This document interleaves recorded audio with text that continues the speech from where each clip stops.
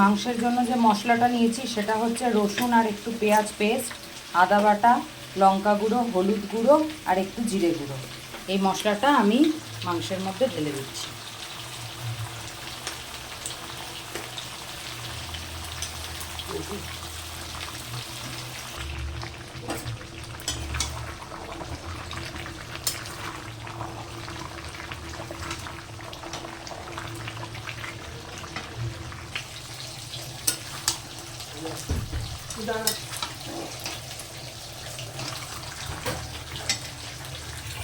মাংস আমার ভালো করে কষে গেছে, দেখুন ভালো করে তেল ছেড়ে গেছে, মশলাও ছেড়ে গেছে। এবার আমি এটাকে প্রেসারে দেবো।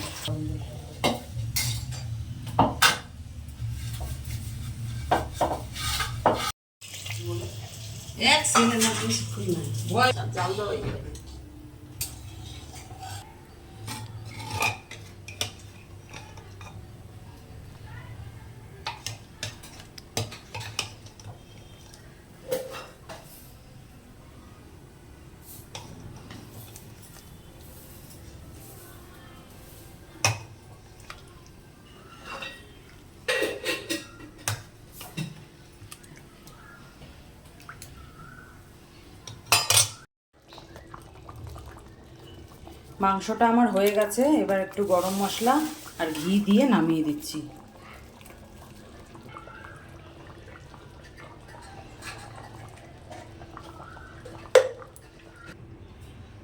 মাটনের ঝোল আমার একদম রেডি। আজকে জামাই ষষ্ঠী স্পেশালে গরম গরম লাল লাল খাসির মাংসের ঝোল। তো রেসিপিটা আমরা চ্যানেলে শেয়ার করব, তোমরা সবাই দেখো। অবশ্যই পছন্দ হলে লাইক, একটা কমেন্ট আর অবশ্যই শেয়ার করে দিও। আর বেল আইকনটা টিপে একটা সাবস্ক্রাইব করে দিও। তো সবাই জামাই ষষ্ঠী খুব ভালো করে আনন্দ করো, এনজয় করো, ভালো করে পেট পুরে খাওয়া দাওয়া করো। আজকের মতন ভিডিওটা এখানেই শেষ করলাম। আবার নেক্সট কোনো ভিডিওতে দেখা হবে। টাটা।